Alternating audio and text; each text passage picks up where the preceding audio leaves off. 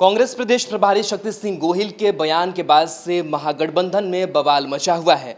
शक्ति सिंह गोहिल ने ये कहा कि जो तेजस्वी यादव का चेहरा प्रोजेक्ट आरजेडी कर रही है ये ठीक नहीं है। मिल बैठ करके जो महागठबंधन के घटक दल हैं वो चेहरा तय करेंगे, यानी कि महागठबंधन का नेता मानने को कतई तैयार कांग्रेस नजर नहीं आ रही है। इसके बाद से आरजेडी की तरफ से भी बयान सामने आया है। आरजेडी ये कह रही है कि शक्ति सिंह गोहिल बाहरी हैं, बिहार की राजनीति की समझ उन्हें नहीं है और इस तरीके से जो सियासी भूचाल है वो महागठबंधन के अंदर बना हुआ है। वहीं कोऑर्डिनेशन कमेटी की मांग लगातार हम की तरफ से भी की जा रही है और इस बीच कहीं ना कहीं जो तनातनी है वो बरकरार है। वरिष्ठ सहयोगी शशि भूषण से समझने की कोशिश करेंगे कि फिलहाल महागठबंधन में किस तरीके का भूचाल है और क्या कुछ महागठबंधन के अंदर बिहार विधानसभा चुनाव के पहले चल रहा है। शशि जी, क्या कुछ फिलहाल जो उथल पुथल है वो महागठबंधन के अंदर देखने को मिल रही है इस शक्ति सिंह गोहिल के बयान के बाद? देखिए, शक्ति सिंह गोहिल ने कल जो बयान दिया है वाकई वो बयान कांग्रेस का एकदम नीतिगत बयान है। इसलिए हम कह सकते हैं कि शक्ति सिंह गोहिल कोई ऐसा नहीं है कि कांग्रेस पार्टी के कोई छोटे मोटे नेता हैं, वो बिहार के प्रभारी हैं और कांग्रेस चूंकि राष्ट्रीय पार्टी है राहुल, तो इस बात को समझना होगा कि शक्ति सिंह गोहिल जो भी कर रहे हैं आधिकारिक तौर पे वो बहुत महत्वपूर्ण है और कांग्रेस की जो पॉलिटिकल लाइन है और ख़ासतौर पर विधानसभा चुनाव को लेकर के बिहार में जो कांग्रेस ने एक नीति अपनाई है उस पर शक्ति सिंह गोहिल अपना बयान दे रहे हैं। शक्ति सिंह गोहिल ने क्या कहा है ये हम अपनी खबर में कल से लगातार दिखा रहे हैं और शक्ति सिंह गोहिल ने दो बातों पर चर्चा की है। एक तो ये कि तेजस्वी यादव के नेतृत्व को जिस तरह से आगे किया गया उनको सीएम कैंडिडेट के तौर पे, तो वो बात शक्ति सिंह गोहिल कह रहे हैं कि ये पहले नहीं होना चाहिए। एक तो सभी पार्टियों को मिल बैठ के तय करना चाहिए और सर्वसम्मति से किसी भी सीएम कैंडिडेट चाहे कोई भी हो तो उसका नाम जो है वो सर्वसम्मति से घोषित हो, ये होना चाहिए, क्योंकि यही अलायंस का कल्चर होता है और अलायंस इसी कल्चर के साथ चलता है। पहली बात। दूसरी बात शक्ति सिंह गोहिल ने कही कि आप कोऑर्डिनेशन कमेटी बनाइए। चूंकि राष्ट्रीय जनता दल बिहार में बड़ी पार्टी है तो ये जिम्मा कहीं ना कहीं तेजस्वी यादव या लालू यादव के ऊपर है कि वो कोऑर्डिनेशन कमेटी का गठन करें। तो शक्ति सिंह गोहिल ने लगभग उन्हीं बिंदुओं को उठा दिया है जो अब तक महागठबंधन में रालोसपा, राष्ट्रीय लोक समता पार्टी और उसके नेता उपेंद्र कुशवाहा और साथ ही साथ जो पूर्व मुख्यमंत्री हैं और हिंदुस्तानी अवाम मोर्चा के अध्यक्ष जीतन राम मांझी जो उठाते रहे बिंदु, उन्हीं बिंदुओं पर कांग्रेस आकर के टिक गई है। तो बिहार की सियासत में जो महागठबंधन है उसके अंदर एक भूचाल की स्थिति है और राष्ट्रीय जनता दल को यह बात गले से नीचे नहीं उतर पा रही है राहुल कि तेजस्वी के नाम पर कांग्रेस विरोध कर दे या कांग्रेस का बिहार का जो प्रभारी है वह कह दे कि तेजस्वी यादव नेता के तौर पे हमको स्वीकार नहीं है, जब तक सर्वसम्मति से बात नहीं होगी तब तक तेजस्वी के नाम की चर्चा नहीं होनी चाहिए और साथ ही साथ कोऑर्डिनेशन कमेटी का गठन भी होना चाहिए। अब तक जीतन राम मांझी और उपेंद्र कुशवाहा जितनी बार भी, मुकेश सहनी भी उस लिस्ट में है, जितनी बार भी इन्होंने कोऑर्डिनेशन कमेटी के गठन की बात कही है उतनी बार राष्ट्रीय जनता दल ने इन नेताओं को जलील किया है। राष्ट्रीय जनता दल के नेता इतना तक कह देते हैं कि मांझी और कुशवाहा को अगर बात करनी है तो वो जगदानंद सिंह से बात करें। नतीजा क्या होता है? हिंदुस्तानी अवाम मोर्चा की तरफ से बयान आता है कि हमारे प्रखंड अध्यक्ष से बात कर लें जगदानंद सिंह।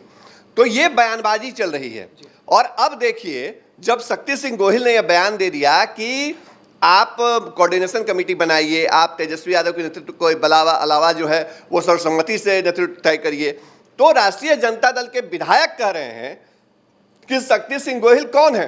शक्ति सिंह गोहिल को बिहार की जमीन की राजनीति नहीं है, राजनीतिक जमीन का अंदाजा नहीं है। शक्ति सिंह गोहिल बिहार की राजनीति को नहीं समझते हैं और खुलम खुला अब विधायक कहने लगे हैं, राष्ट्रीय जनता दल के नेता कहने लगे हैं कि आपको तेजस्वी यादव के पीछे आना पड़ेगा, आप आज आइए या कल आइए, क्योंकि तेजस्वी यादव ही नेतृत्व करेंगे।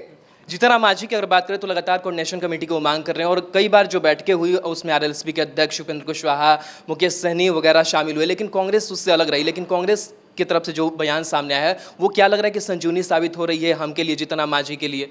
देखिए, संजीवनी साबित नहीं हो रही। अब तो हमको ये लगता है, हम अपनी जो खबर है उसके बूते हम ये बता रहे हैं दर्शकों को और दावे के साथ हम कहना चाहते हैं कि जो अब तक जीतन राम मांझी या उपेंद्र कुशवाहा बयान दे रहे थे राहुल, वो बयान दरअसल कहीं ना कहीं उसकी बैकिंग कांग्रेस से थी और कांग्रेस ने यह पूरी प्लानिंग कर रखी थी कि कैसे कौन बोलेगा, कैसे कौन क्या करेगा। पहले जीतन राम मांझी ने बयान दिया, मुकेश सहनी ने बयान दिया, उपेंद्र कुशवाहा ने बयान दिया और देखिए कांग्रेस तब से लेकर अब तक चुप थी। लेकिन कांग्रेस के जो प्रभारी हैं बिहार के, जिनके नेतृत्व में बिहार का विधानसभा चुनाव अब तक तय है कि लड़ा जाना है, चूंकि अभी प्रभारी हैं और बिहार में अब चुनाव होने हैं 2-3 महीने बाद, माहौल वही होगा। तो जाहिर तौर पे कांग्रेस का जो रुख है वो कहीं ना कहीं बताता है कि उसने बड़े प्लान वे में महागठबंधन के अंदर एक तो तेजस्वी यादव के चेहरे के ऊपर सवाल उठवा दिया और आप खुद कह रहे हैं कि आप तय करिए सर्वसम्मति से, और दूसरा जो कोऑर्डिनेशन कमेटी की मांग थी अब वो कांग्रेस कर रही है। इसकी बड़ी वजह राहुल, वो भी हम अपने दर्शकों को बताएंगे। देखिए, सबको पता है कि विधानसभा चुनाव के लिए सीट शेयरिंग जो है वो होनी है, और सीट शेयरिंग अगर होगा महागठबंधन के अंदर तो उसमें लालू यादव भले ही वो एक्टिव नहीं है, वो रिम्स में है, लेकिन वो अपने अंदाज में इस सारी चीजों को तय करेंगे। राष्ट्रीय जनता दल अपने शर्तों पे सीट शेयरिंग करेगी, तो उसके लिए जरूरी है कि आप कोऑर्डिनेशन कमेटी बनाइए, वहां एक फोरम पर बात करिए, वरना कौन बात करेगा? कांग्रेस से राष्ट्रीय जनता दल के नेता, कौन नेता बात करेंगे? लालू यादव खुद सजायाफ्ता हैं, रिम्स में इलाज करा रहे हैं। तेजस्वी यादव बात करने को तैयार नहीं है। हिंदुस्तानी अवाम मोर्चा के नेता, चाहे जीतन राम मांझी हो या रालोसपा अध्यक्ष उपेंद्र कुशवाहा हो या मुकेश सहनी हो या खुद कांग्रेस हो, इन नेताओं से कौन टेबल टॉक करेगा? तो अगर ये बातें नहीं होंगी तो फिर एक तरफा फैसला होगा। राष्ट्रीय जनता दल ये तय कर लेगा कि वो 150 175 सीटों पर लड़ेगा और इतनी इतनी सीटें वो ऐलान कर देगा कि हम इतनी सीटों पे आप लड़िए। नतीजा क्या होगा? नतीजा ये होगा कि ये दल जो एनडीए के विरोध में खड़े हैं, इनको कहीं ना एडजस्टमेंट जब नहीं होगा तो मजबूरी में इनको राष्ट्रीय जनता दल के फैसले को मानना पड़ेगा।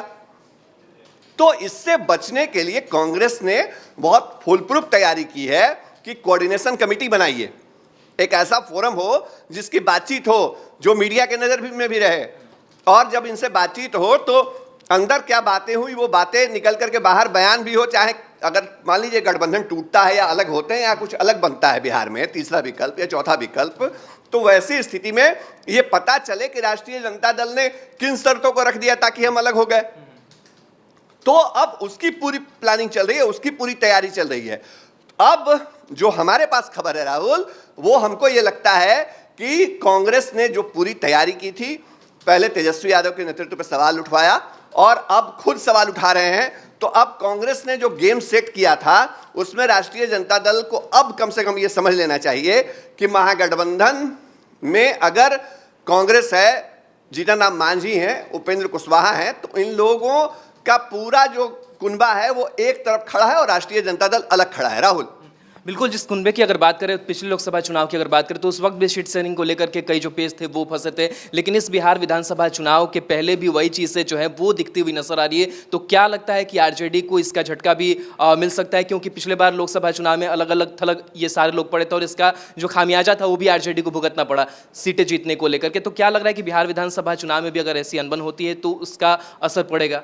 देखिए, लोकसभा चुनाव में जो हुआ वो पूरे देश में हुआ। बिहार में अगर राष्ट्रीय जनता दल या महागठबंधन हारा तो देश भर में तमाम दिग्गज हार गए। नरेंद्र मोदी की लहर थी, बीजेपी की लहर थी, वो बात आप थोड़ा सा किनारे कर दीजिए। बिहार में चुनाव होना है तो बिहार में मुकाबले में नीतीश कुमार के तेजस्वी यादव खड़े हैं। देखिए, कांग्रेस क्यों चाहती है या कांग्रेस क्यों नहीं चाहती है कि लालू परिवार से या तेजस्वी यादव कोई उम्मीदवार हो? जैसे ही आप तेजस्वी यादव को आगे करेंगे वैसे ही नीतीश कुमार को एक एडवांटेज मिल जाता है। जेडीयू, एनडीए और बीजेपी के लोग ये कहने लगते हैं कि लालू परिवार के सामने विकल्प के तौर पे नीतीश कुमार से बेहतर ऑप्शन कौन है, या नीतीश कुमार से बेहतर विकल्प लालू परिवार या तेजस्वी यादव नहीं हो सकते हैं।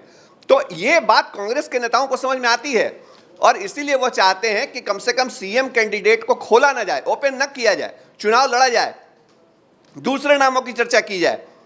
हर तबके से वोट अगर लेना है, अगर मांझी के पास उनका दलित वोट बैंक है, कुशवाहा के पास कुशवाहा वोट बैंक है, कांग्रेस के पास अगर थोड़ा बहुत फॉरवर्ड और बाकी जो वोट बैंक है वो, और आरजेडी का वोट बैंक जो सबसे बड़ा है महागठबंधन के धड़े में, तो इन सबको अगर लेना है हमको, तो हम एक नाम पर ना जाएं। तेजस्वी यादव का नाम अगर हम खोल देते हैं, कांग्रेस के नेताओं को ऐसा लगता है, जो हमें जितनी समझ है या सियासी जानकार जितने समझते हैं, उनको यह लगता है कि अगर ऐसा होता है तो इसका सीधा वॉक ओवर की स्थिति में नीतीश कुमार पहुंच जाएंगे। तो इसलिए फिलहाल इसको होल्ड पे रखा जाए, भले इलेक्शन के बाद ये तय कर लें, पहली बात।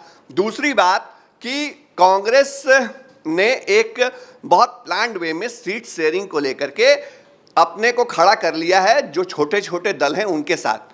सबका अपना अपना छोटा छोटा वोट बैंक है, आधार है, समर्थक हैं, वोटर हैं, लेकिन ये भी एक हकीकत है कि राष्ट्रीय जनता दल का वोट बैंक उसमें सबसे बड़ा है। राष्ट्रीय जनता दल के बगैर बिहार में जो अपोजिशन का धड़ा है मजबूत, वो उसकी परिकल्पना नहीं की जा सकती है। तो राजद मजबूरी भी है, लेकिन राजद से जो सीटों की दावेदारी है उसमें अच्छे तरीके से बार्गेन भी करना है। तो ये पॉलिटिक्स अभी लंबी जाएगी, अभी कई बयान आएंगे, लेकिन गोहिल के बयान से महागठबंधन में सियासी भूचाल आ गया। राहुल, ये खबर हम बता रहे हैं और आपको बता रहे हैं कि बहुत प्लान्ड वे में कांग्रेस ने पहले जो छोटे छोटे दल हैं, एलाइज हैं, उनको आगे किया और अब देखिए कांग्रेस उसी लाइन पे फिर पीछे से आ रही है। राहुल, चलिए, बिल्कुल, तो कहीं ना कहीं इस बयान के बाद से जो सियासी भूचाल है वो मचा हुआ है और कहीं ना कहीं प्लॉटिंग काफ़ी पहले समय से होती रही थी, लेकिन कांग्रेस जो है वो अब आगे निकल करके सामने आई है। पिछले कुछ दिनों की बात करें तो वो फ्रंट पर नहीं सामने आ रही थी। जो बाकी दल थे महागठबंधन के, वो लगातार कोऑर्डिनेशन कमेटी की मांग कर रहे थे, लेकिन अब जो कांग्रेस प्रदेश प्रभारी हैं उन्होंने कोऑर्डिनेशन कमेटी की मांग करी है और लगातार जो चर्चाएं हैं वो तेज़ हो गई है और आने वाले समय में लग रहा है कि जो पॉलिटिक्स से बयानबाजी है वो लंबा खींचने वाला है। बहरहाल, इस बयान के बाद से सियासी भूचाल मचा हुआ है और आरजेडी पर जो दबाव बनाने की कोशिश है वो की गई है।